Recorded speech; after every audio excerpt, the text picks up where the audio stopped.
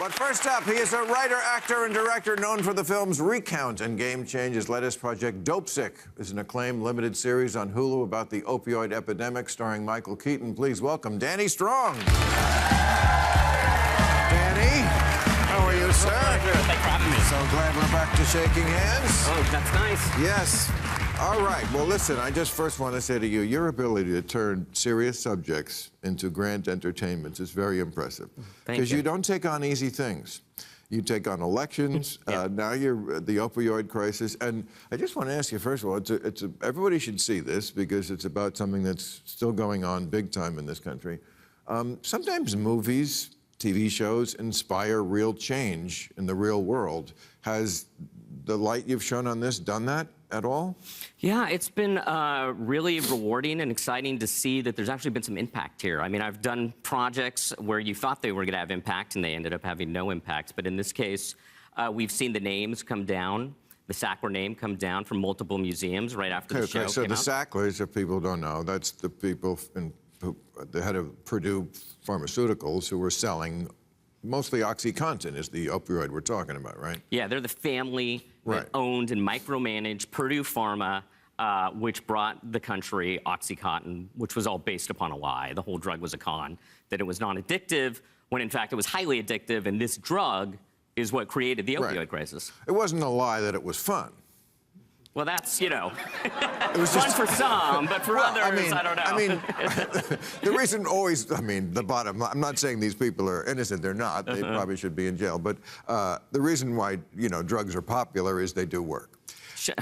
I mean, let's be honest, let's just say drugs, you know, kids don't do drugs. Now, in the case of OxyContin, it was, you know, marketed as a non-addictive narcotic, and so doctors were prescribing it to patients thinking it was safe, that it was revolutionary, when in fact it was the opposite. It was highly addictive. So you think the doctors didn't know? I think some did, for sure, but I don't think it was doctors knew in this widespread way. I think there were corrupt doctors that ran pill mills. At some point they did. When people started begging and robbing drugstores for it. You know, I would say these doctors should have known if they were feigning they didn't, you know, especially when you've got a client at a certain point where he's clearly addicted. But in your show, the doctor, Michael Keaton, himself gets hooked on it. Yeah.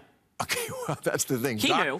Yeah, well, I mean, doctors, they have a lot of access to drugs.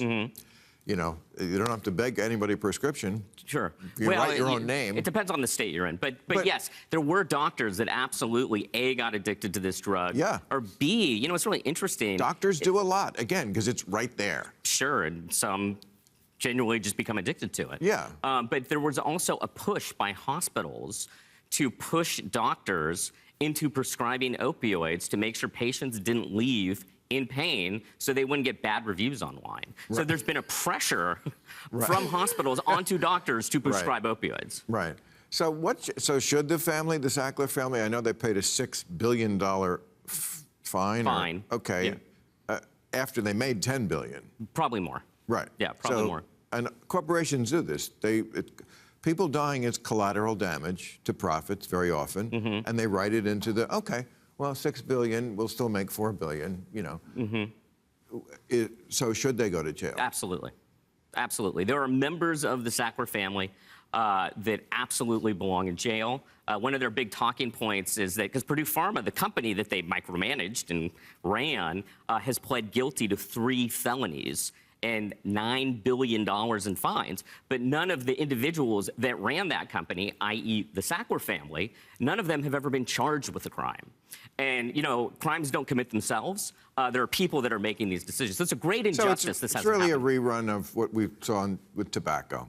At some point, they knew. Sure. It was it's more outrageous than the tobacco story, because they knew immediately out of the gate it was a con. They created fake blood charts, fake studies, fake slogans. And let's be honest, none of this is possible without partners in government. You know, absolutely. A great part of this show is the revolving door, showing the revolving door. Yeah. Well, it's one of the most egregious things that I think we see in this show is how members of the government that are supposed to be overseeing and regulating Purdue Pharma, in fact, give them everything they want and then go work for them. at a higher salary. I mean, that literally happened. The gentleman's name was Curtis Wright. He should be in jail too, in my opinion. Right. I believe he's committed a great crime on the American people by what he's done by permitting this label that said the drug was less addictive. It wasn't, and then he goes and works for Purdue Pharma 18 months later. Yeah, and they approve things. I mean, a senator in this country once said, you can get any result you want from a survey, from a testing of drugs and so forth, if you write a big enough check. Mm-hmm. And also, I think most people don't sound like Trump. Most people don't know. Most people don't know this. But this is a real one. Yeah, sure. Most people don't know that there's only 2 countries in the world that allow direct-to-consumer advertising for prescription drugs. New Zealand, I don't know why that's the other one, but we're the other one. 2 countries out of the whole world think this is a great idea to tell people in ads on television, tell your doctor. Well, then he's just a pusher. Yeah. Yeah. You know, hey, doc, I saw something on TV that makes me want to just walk through a wheat field with a smile on my face. Can I get that? You know?